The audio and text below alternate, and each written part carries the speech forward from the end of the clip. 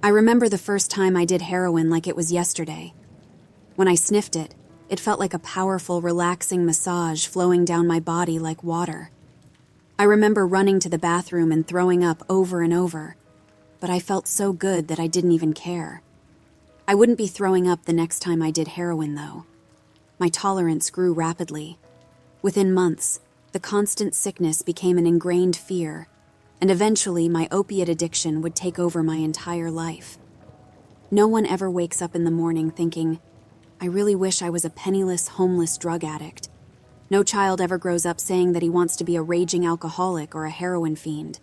No one wants to go to prisons, jails, detoxes, rehabs, mental asylums, or graveyards either. But when the addiction takes over, you don't have a choice of what you will or will not do. When addiction screams at you to jump, you only ask, how high?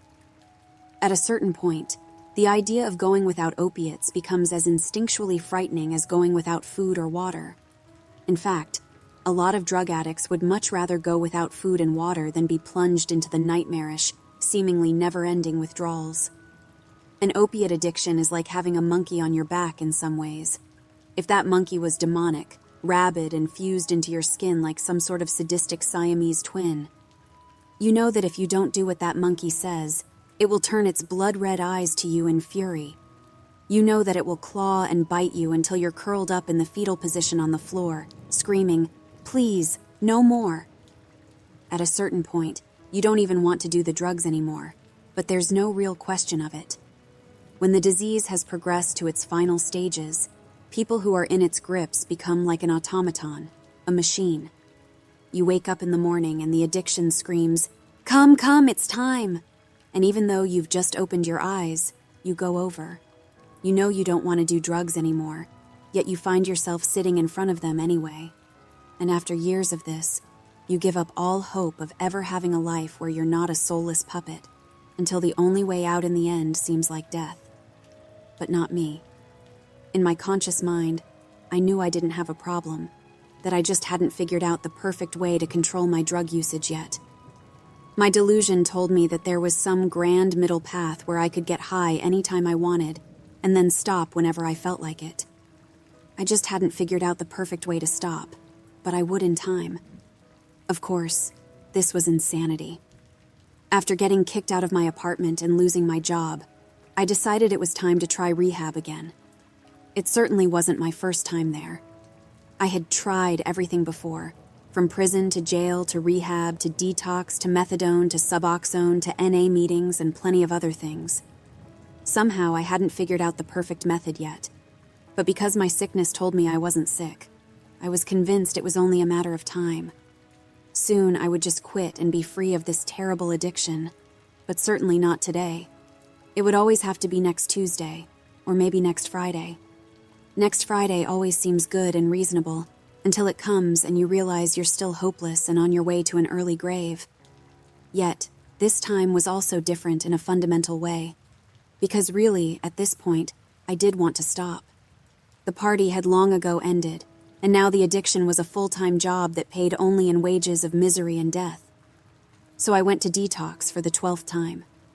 I suffered the same nightmarish withdrawals as a million times before, not sleeping for days, feeling my heart racing, seeing my hands and fingers trembling, feeling my stomach doing flips as it debated with itself whether it could hold down any food today.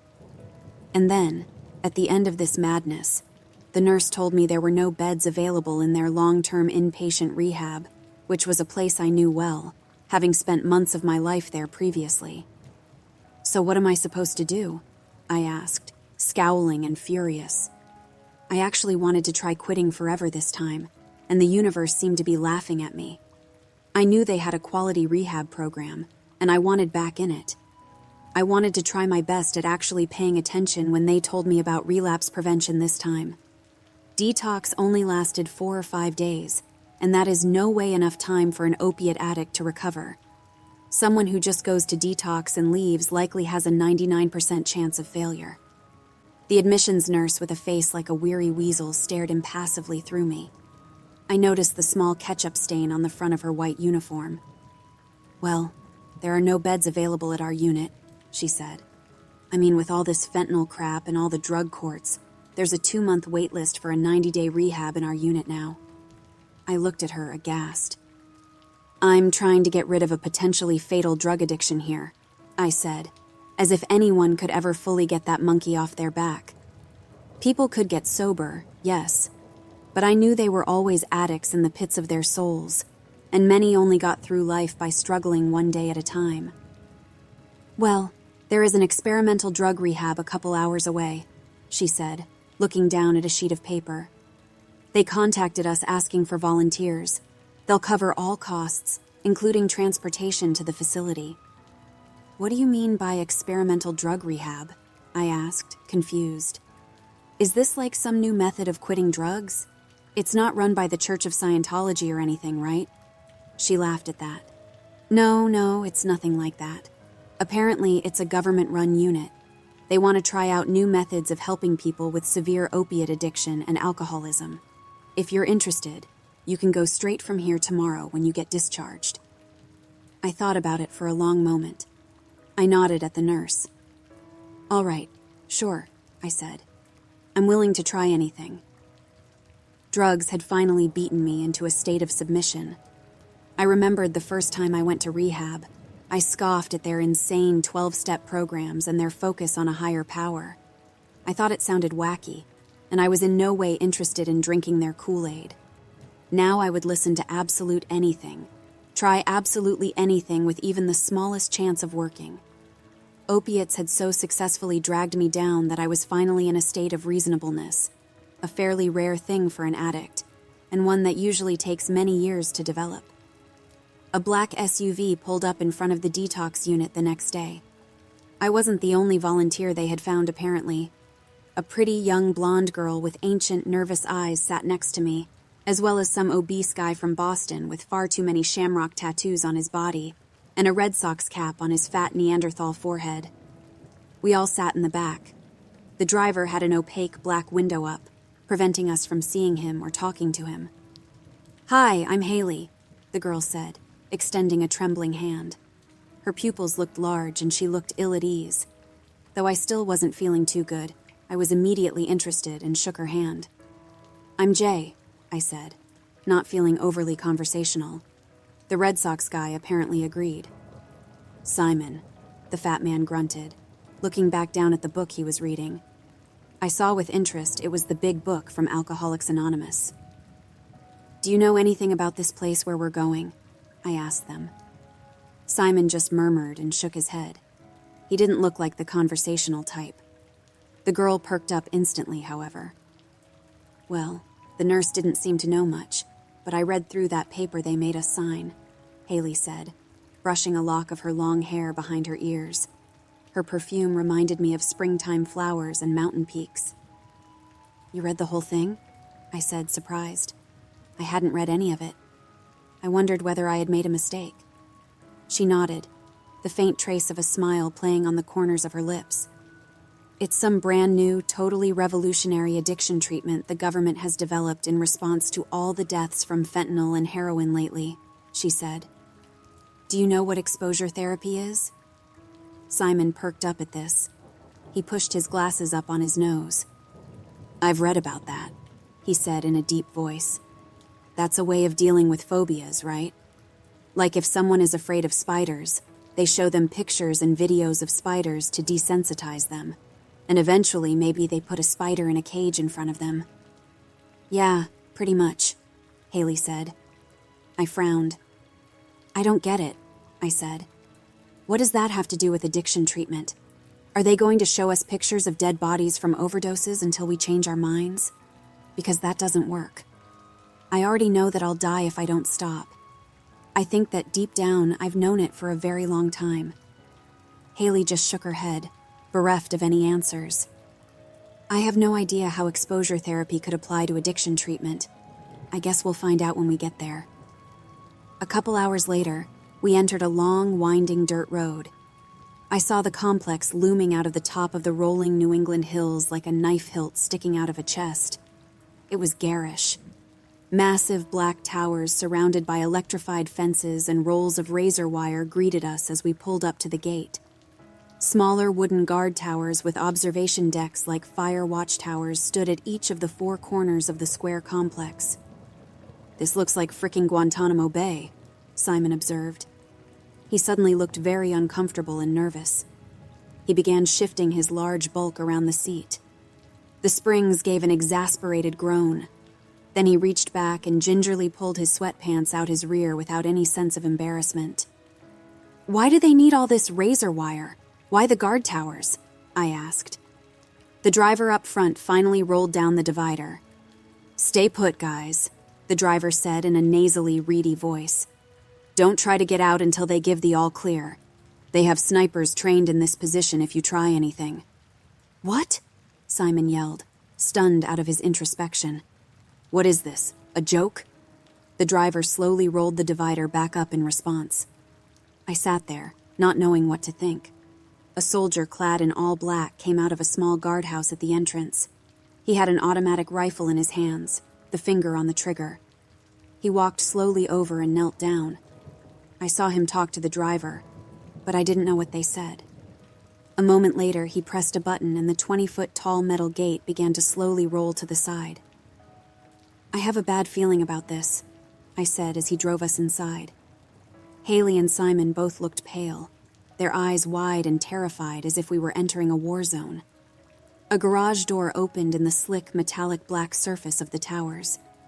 They looked like giant, dark lighthouses looming overhead, except they had no windows and no lights. However, dozens of spotlights were placed at the top of the fences and guard towers. At night, I figured this place would be more lit up than a football stadium at night. The driver drove into the garage. A sudden darkness overcame us. The doors unlocked with a clicking sound. He rolled down the divider. "Get out," he said abruptly. "Now." We didn't hesitate. I pulled open the door. I was still somewhat excited to see this new, revolutionary rehab unit. The razor wire and automatic rifles had given me quite a bit of pause, but perhaps they kept convicted criminals here in a different unit. The more I thought about that, the more sense it made. I began to relax. The driver rolled up his window and wouldn't talk to us anymore. The garage door behind him stayed closed. No one came to greet us. I saw a door nearby. Dim light came through at the bottom, figuring that we could find someone who worked here over there. I walked over and pushed it open. Haley and Simon followed close behind me. Bright fluorescent lights streamed down over a disgusting, mold-filled hallway that disappeared far in front of us in a straight line. I saw patches of black mold rising like hair from the soggy floorboards. Splintering doors stood lining both sides of the hallway, some of them hanging off their hinges, and others laid out flat on the floor. "Ew, what the hell is this?" Haley said, a genuine look of disgust crossing her face. Simon pointed to the door. "Hey, there's something nailed to the door," he said. "A piece of paper." I looked and saw he was right. I quickly walked over to it and pulled it off. It had what looked like splatters of red across the front.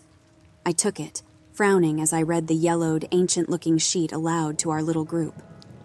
"Rules to survive in Gray Path. Do not sleep in the comfortable room filled with soft moss and poppies. If you see the hobo with a mouth across his stomach, you must kill him. Stay away from the patients in the delirium tremens ward. Anything they see comes true. If you hear the hymns of the needle freak over the speakers, it means they have gotten out and you must hide." "Gray Path?" Simon asked, curious. "Is that the name of this place?" "If you read the contract you guys signed, you would already know that," Haley said, looking closer at the scrap of paper. "Is that blood?" She had noticed the dark red stains sunk into the ancient paper. "Hey guys," I asked, feeling nervous again. "Does anybody know you're here? Like family or friends or anything?" They both shook their heads. "My family hasn't talked to me in a couple years," Haley admitted sheepishly. "Same," Simon grunted. I nodded. "Same here," I said, thinking. "Do you think that's why they chose us? Because no one would notice we're missing?" A look of horror crossed both their faces as they stood there. "Like, did you even tell any of your friends? Either of you guys?" I I don't actually have any friends, Simon admitted sheepishly, rubbing the back of his hair. Haley just shook her head. Actually, like Simon, I didn't really have any friends anymore. My addiction had sent them all away. Hell, I had given everything away. As I looked back, a deep sense of regret and remorse filled my soul. We started walking down the hallway, avoiding the largest patches of yellow and black mold that sprouted like bushes from the soggy wood. A smell like decomposing meat and mushrooms filled the area. Haley wrinkled her nose. The hallway turned at a 90-degree angle. It felt like we had been walking down it for at least 15 minutes. It was mind-boggling how big this place was. I didn't realize it when we pulled in, but the black towers I saw must have extended quite a few thousands of feet into the hills. Why would someone build a place this big? Simon asked, looking around with an inquisitive eye. And why would they let the hallways rot and grow soggy like this? It doesn't make any... A deep, choking sob cut him off. It came from around the corner. "Hello?" Haley called out. I grabbed her shoulder, hissing in her ear. "Shh," I said. "What do you think you're doing?" "Whoever it is already knows we're here," she said. She started slowly tiptoeing forward to peek around the corner. A massive, dirty figure ran straight into her, knocking hard into the wall. She smacked her head hard. It made a hollow bonking sound, like a coconut being dropped on a concrete floor. She stumbled and fell to the ground. She started crawling away as I looked up at the abomination sprinting at me and Simon. Blood streamed from a gash on her forehead. She looked dazed and confused, but I had no time to check on Haley. The eldritch creature wore tattered rags around his shoulders and his waist. His head nearly scraped the ceiling, about 8 feet above our heads. I saw bloodstains and dried, yellowish pus all over his skin. Deep, necrotic black spots were eaten into his flesh, forming deep circular patches across his skin like the blast holes of a nuclear war. Purplish streaks went out in all directions from the infected wounds, running across his bodies like polluted streams. He turned his face towards us, and I saw a monstrous creature only glimpsed in the wildest of nightmares. In his entirely hairless face, he had one giant eye. It took up the entirety of the front of his head. It rolled in its socket, the pupil large and glassy, the yellow, jaundiced sclera streaked with bloody red veins that stretched outwards like the roots of a tree. His scarred, naked torso had an enormous mouth running across the area where his belly button should have been. The purplish, cracked lips formed into a snarl, showing many razor-sharp fangs. They curved inwards like the teeth of a shark. They snapped and bit at the air, the entire stomach and chest rippling and morphing as giant muscles worked furiously under his mutilated skin.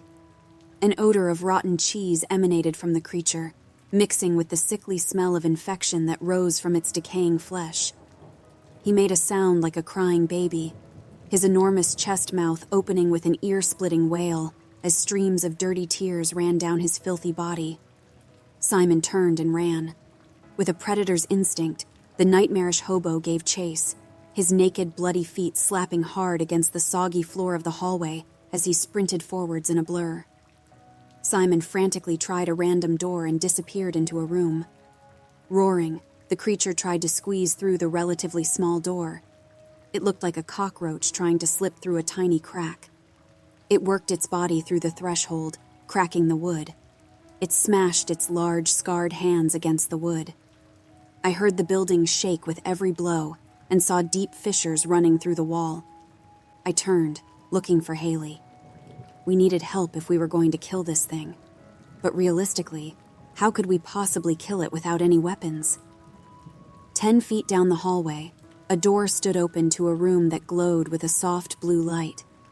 I walked toward it hesitantly, still hearing the cacophony the creature made as it chased Simon. "Haley?" I whispered sharply.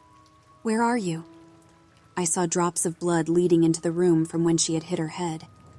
I followed them like a trail of breadcrumbs. Beyond the threshold, I saw a beautiful scene. Layer after layer of soft green moss covered the floor. From the ground, unnaturally large opium poppies extended up to the ceiling. They swayed slightly, as if a non-existent breeze blew through the room. A sweet, earthy smell radiated from their beautiful pink and white flowers. I felt a sense of calmness and relaxation come over me. A sense of tiredness came over my mind. My eyelids began to droop. Then I saw Haley, laying on the ground, asleep. All around her, large, tick-like bugs skittered and ran. Each was the size of a baseball. They took turns biting Haley at areas of exposed skin, latching onto her and sucking her blood. A few had already grown fat and changed from a jet black to a dark red. I looked in horror at Haley's pale face. "No!" I screamed, running forwards.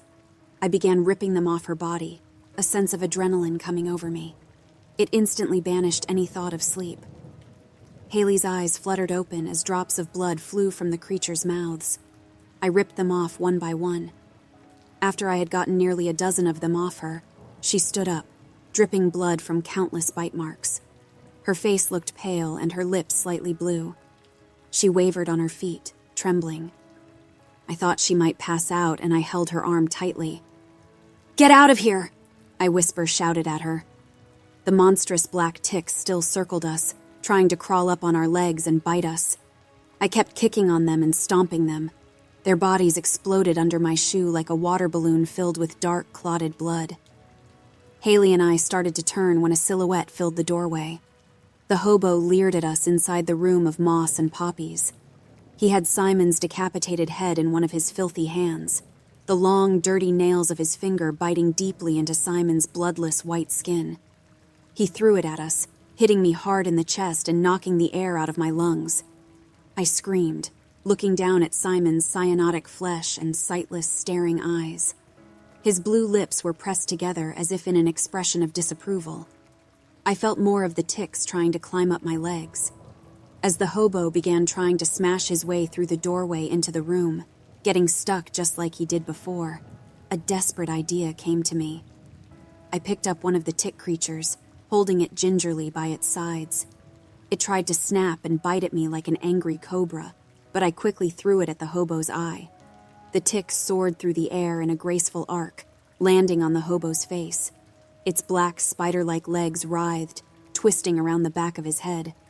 The hobo's arms were held back by the door, and his body was wedged in the threshold. He screamed as the tick went for his eye. The hobo tried to close the massive lid, but the tick's probing mouthparts punctured through.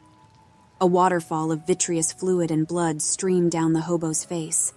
In a panic, the hobo pulled forwards into the room, taking half of the wall with him. It cracked and fell apart with a sound like collapsing bricks. Haley and I took the opportunity to sprint through one of the newly formed gaps and into the hallway. Blind, the hobo spun in circles as the ticks surrounded him, crawling up his legs and chest. He smashed himself over and over, using his large, scarred hands to splatter their insectile bodies all over his skin and the surrounding walls. But more came. Soon he fell down, wailing with noises like a frantic baby under the army of dozens of enormous mutated ticks. Haley and I ran down the hallway, seeing Simon's decapitated body laying over the threshold of the room he had tried to hide in. With the dying wails of the hobo following us, we fled that pit of horrors, only to find that we hadn't gone nearly far enough. We found a staircase and began climbing. We didn't know where we were going, but we figured if the bottom floor was terrible, perhaps the topmost floor was significantly better. The stairs went up 15 stories. The rusted rails had fallen off, and deep cracks like the fault lines of an earthquake ran through the concrete steps. They looked like they were getting ready to crumble into dust. We opened the door to the top floor. It gave a loud shriek of rusted metal. I winced, glancing down the hallway. It looked like an apocalyptic hospital ward, the white walls yellowed with age and stained with drops of dark, ancient blood. Smashed windows looked in on empty units with rolling beds. Many had pieces of human skin or deep layers of gore caking their surfaces. A cacophony of white noise emanated from speakers above our heads. A hissing of static shattered the silence. Haley and I both jumped. Then a diseased, raspy voice began to sound over the ancient speaker system of the hospital ward. A lunatic god stares down, black and cold. We eat the bodies of the weak and old. We change ourselves to fit his cries, feeling as our humanity slowly dies. We know that we are dead and weak, and so we all sing the hymns of the needle freak. "Oh God, not again," Haley whispered, her eyes filled with horror. "What's going to happen this time?" I grabbed her hand, hissing in her ear. "Run! Run! We need to get out of the hallway," I said as doors slammed open all up and down the hospital wards. I saw dozens of walking corpses slumped forwards, shambling and dragging their broken bodies slowly behind them. Some had marks of car accidents, such as the first young man I saw with pieces of his leg bones sticking out through his skin and a deep gash through his skull. Others looked like they had died of overdoses, some of them still having needles sticking out of their arms. Haley and I chose a random ward, crashing through the door. Empty infant cribs stood all around us. Some had tiny, blood-stained clothes still in the cribs. I saw another door in the back, hanging off its hinges. I ran through, finding myself in a private room. A man stood there without eyes, the empty sockets bare and open like two silently screaming mouths. "Oh my God, what happened to you?" Haley screamed, backing up quickly. I looked at the sign above the door with a growing sense of horror. It read, "Delirium Tremens Ward." "They kept coming," he said in a robotic, dead voice. "The spiders crawling on the floors, the dead baby crawling on the ceiling. My son, he died, you see, crib death. I was too drunk to check on him at the time, didn't find him for 12 hours. But here, He stopped, inhaling deeply. "They're all here. I felt their claws on me. I saw his blue lips as his head spun around 180 degrees, and he showed me a mouthful of needles. A mouthful of needles." He trailed off, clawing at his hair with dirty hands. I had to take out my eyes to stop seeing. I couldn't keep seeing it. I couldn't. "Reality is ripping at the seams," the eyeless man continued, his gouged-out sockets slowly dribbling blood down his cheeks like crimson tears. "It's ripping, and I have nothing to hold on to now. My son won't stop watching me with those dead black eyes of his. Please make it stop." As he spoke, I saw something crawling above us on the ceiling. I looked up, seeing a dead baby. He clung to the ceiling like a spider, hanging upside down. His stiff limbs reached forward, dragging himself along and wailing. His head began to spin around until it was completely backwards. The skin on its neck spiraled around in a sickening way. The baby gave a hiss like a snake. Its pure black eyes flew open, and it showed a mouth filled with thousands of black needles that shimmered like obsidian under the flickering fluorescent lights. Haley walked forwards calmly, putting her hand on the man. From the room full of cribs, I heard shuffling and groaning. The corpses were nearing. "Your baby has found a way out," Haley said comfortingly. "A door. Can you see it? It leads to beautiful rolling hills and open fields filled with flowers." The man's face seemed to slacken.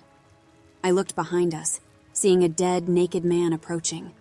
He had black, garish stitches running down his chest and countless scars from shooting drugs all over his arms. Behind him, dozens more corpses writhed and shambled towards us.